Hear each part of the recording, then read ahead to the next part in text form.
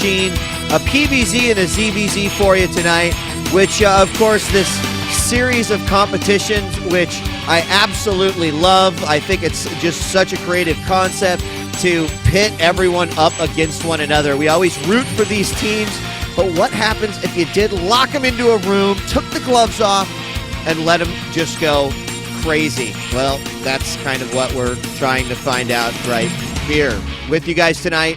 So thanks for joining us. It's been a long day here on One More Game TV, and excited to bring you another set. So guys, keep in mind these matches are going to be back-to-back despite what we see there up on the screen.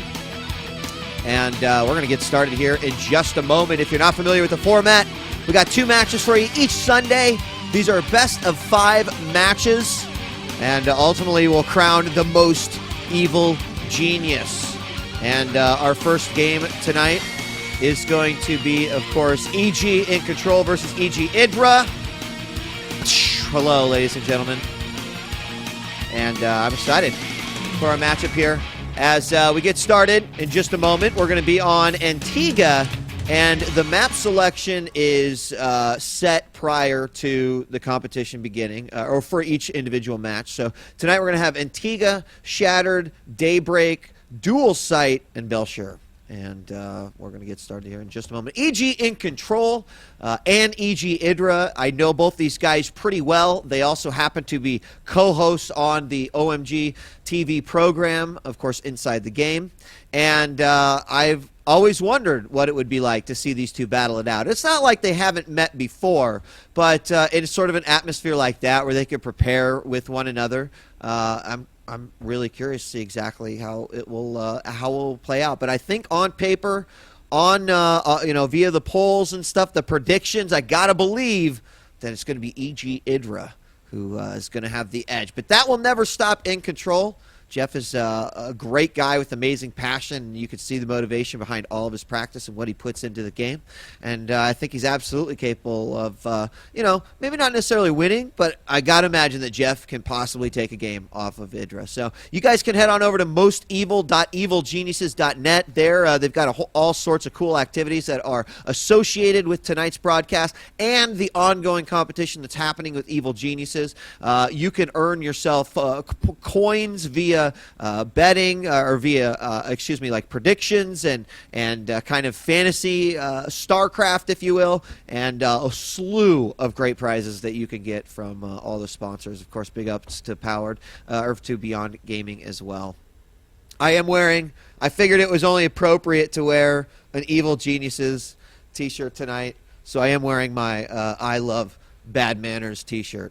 So, although, I'm usually pretty good-mannered. So, you guys ready to get started here? Our first game, like I mentioned, is going to be on Antigua. This is a best-of-5 situation. We're going to do first EG.iNcontroL and EG.IdrA. Then we're going to be moving on over to EG.IdrA versus the EG machine. So, thank you guys for joining us tonight as we're going to get started and hop into game number 1. We have got down in the south position as the Zerg from Evil Geniuses. It is IdrA. Oh, the ominous background noise. And up here in the northeast, being lurked upon by his teammate IdrA. It is EG.iNcontroL. We needed the pylon sound dropping right when that happened. That would have been perfect. So, guys, the concept of this competition, of course, these guys are all teammates, but the goal is to find which one of them is the most evil genius of them all. And in a situation where, two teammates have to play against one another, you have to imagine that they know the ins and the outs of each other's play, which makes it even more interesting dynamic because EG.control knows exactly what IdrA is at least thinking. I mean, okay, he's not a mind reader, all right, guys? I get that, right? But he's played with him enough. He's talked with him about his weaknesses. He knows where he has problems. He knows that there's different things that he can exploit about his game. And, of course, while he can't read his mind, he still has a pretty good indication as to how the game is going to go. Or if he does this, how will he react? And so having that advantage, we're going to find out exactly how EG.control is going to handle that. He's going to first start off very typical Protoss strategy here as they block the hatchery inside. Now here on Antigua, a lot of different ways to respond. We already had the pool down. You could take this third base and then eventually get this up anyway, because the goal will be that he'll probably want to get that third base up, or just get this pylon down pretty quickly and apply some two-base pressure. We'll just have to see what happens. A lot of times with Greg especially, it's, oh, hold on, the probe's going on over there. He knows he wants to make the hatchery, but is he going to drop the pylon? He's certainly got enough for it, and he's also trying to wait to drop the Nexus as well. And there the pylon is going to go down, so it will delay the Nexus just a little bit. But as he comes up, he can cancel that one if he wants to. And then drop the Nexus, and he's got 400. So there it is. He doesn't even need to cancel. He just waits till he has 400 and he goes for it. So successful block on both of the hatchery. Actually, no, he did cancel this. Right at the last moment. So a successful block on the first hatchery, obviously, and block on the second hatch at the third, but then didn't have to pay the 100 for it. So at the front now, we've got the gateway going down, cannon up as well. Finally, the Zerglings are out to go ahead and get rid of this pylon. And it has delayed IdrA's hatchery much. Oh, and this is something that, oh, I'm not sure that that was worth it, actually. It's something that we've been seeing a lot more lately, where we see the gateway go down to just try to power out some additional hit points. But at that point, the pylon was far, far too low and was going to get taken out, maybe done a while ago. But I just don't know that he had the money at the time. So at the front now, these 4 Zerglings going to be coming out. Not that big of a deal. What they'll probably be used for is just to scout around, take as much vision as they possibly can. Because right now there's no way EG.control is going to have any vision, at least for a while here. In the meantime, probe over here hiding. Zergling is going to find it, but note that IdrA got down his second and his third hatchery, so he's starting to get to where he wants to be, but he's been droning the entire time too, and I bet you guys are like, God, put up the production tab, jeez. But more I want to look at this right here as we see IdrA powering out drones at 24. We'll definitely get rid of some of the saturation that he's got here, as both these are going to be finishing up. But again, at this point, you are just going to be droning up as the Zerg. We've got the Zergling right outside here. Is probably going to be poking up, checking for this +1. Do note that there's actually not an Overlord in place for IdrA anywhere around here. He's just not set up to get any sort of help, and we won't see this. We got a Stargate going down just behind the main line. So probe out is going to get attacked here. Speed is still just not out at all for IdrA. That's pretty typical these days. But is the probe going to get taken out? He's going to have nowhere to go. The Zealots are actually going to come out, and the Zerglings will back off. So at this point, continuing to see the drones power up here as the third is up, starting to get saturated. Got several drones over here as well. And we got 2 Zealots heading out, which I like this by EG.control. He knows that there's no speed on the Zerglings. If he wanted to press forward and attack, he could. I don't know that he'd seen anything in here. The probe did get a little bit of information. But well, what's going to come out of here? We've got Void Ray coming out for the Protoss player EG.control. And we're probably going to have a pylon down here as well.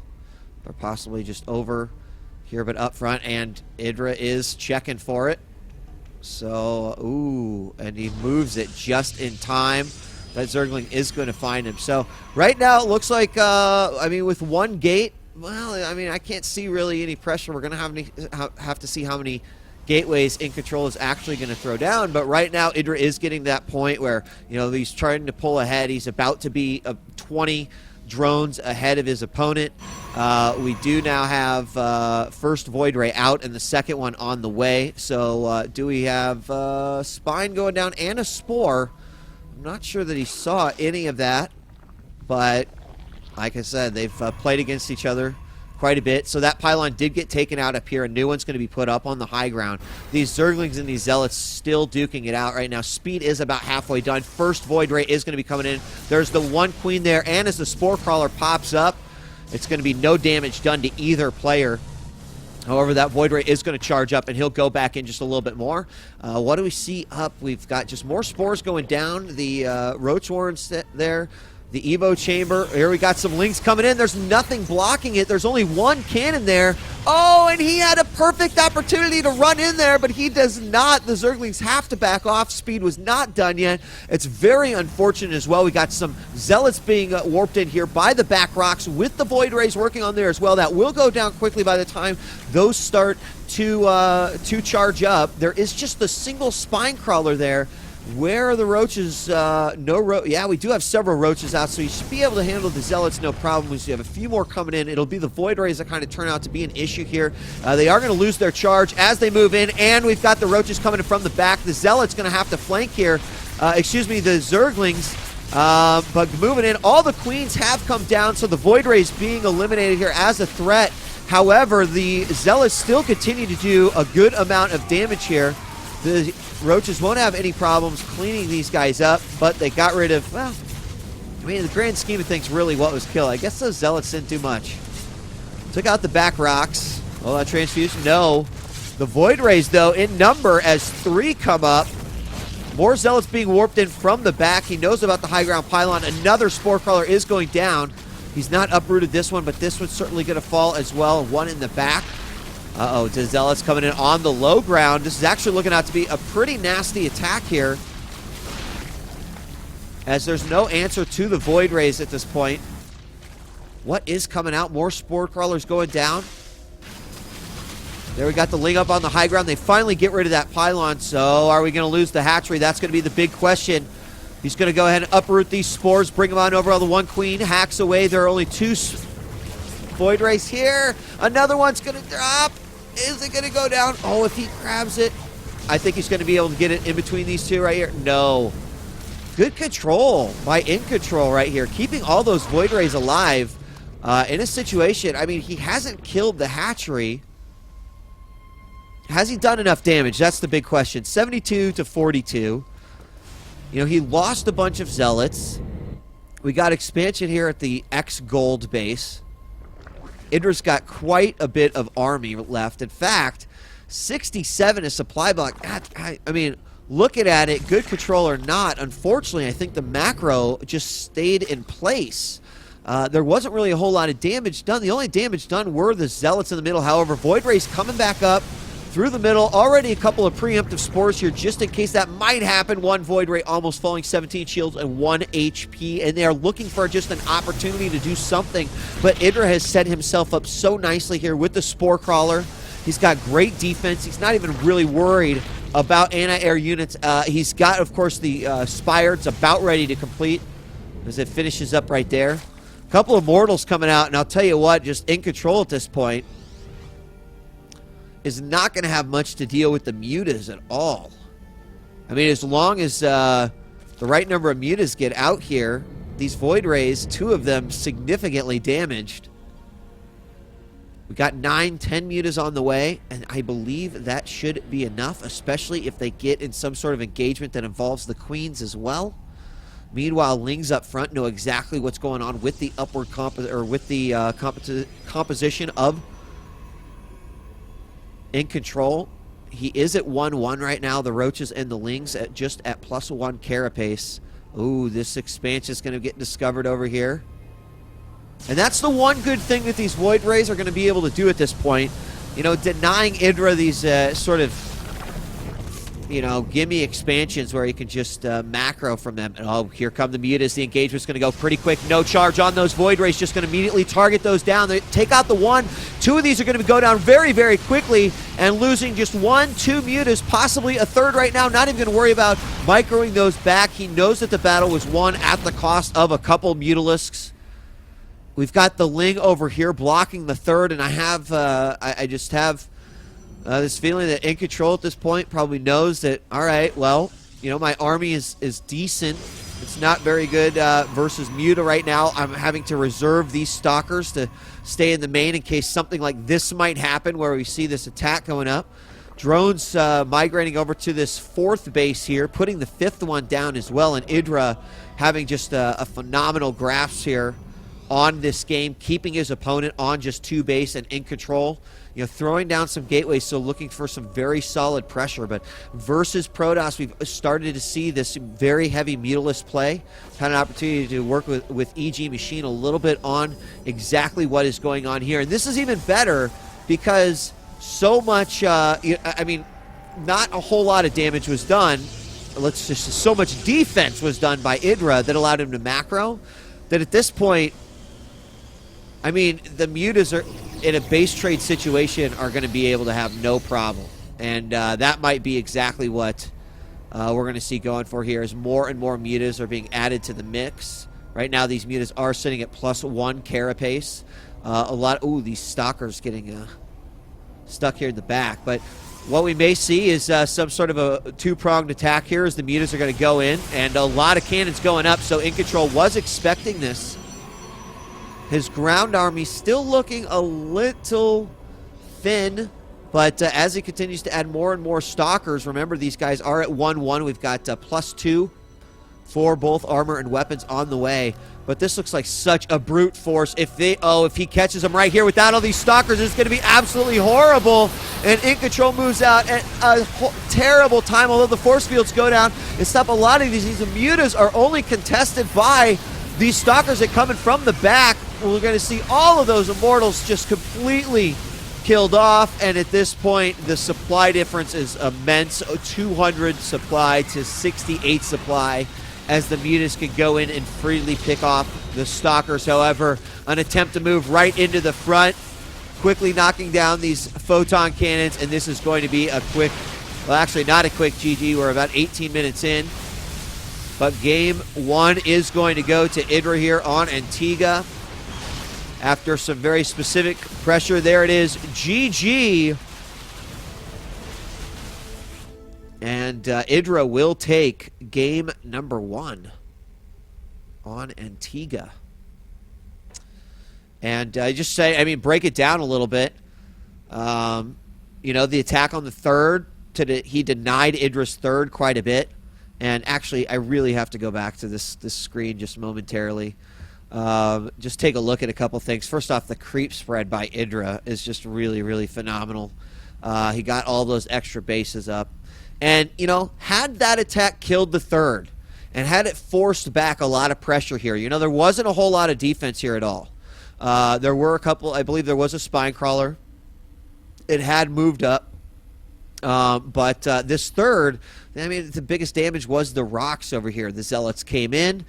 We had a spine crawler and a spore crawler here. You know, maybe if he waited for a couple more void rays, I don't know. You know, especially because I'm not a Protoss player. Every one of these engagements is that much, you know, is difficult to read anyway. But as it stands, that was, you know, that was pretty concise there by EG.IDrA of a hold, and then InControl just couldn't really do much. He did deny a few bases with those void rays, but at the end of the day, he ended up unfortunately staying on 2 bases, and that's never good, especially when your opponent's starting to get up to 5. So game 1 goes to EG.IDrA.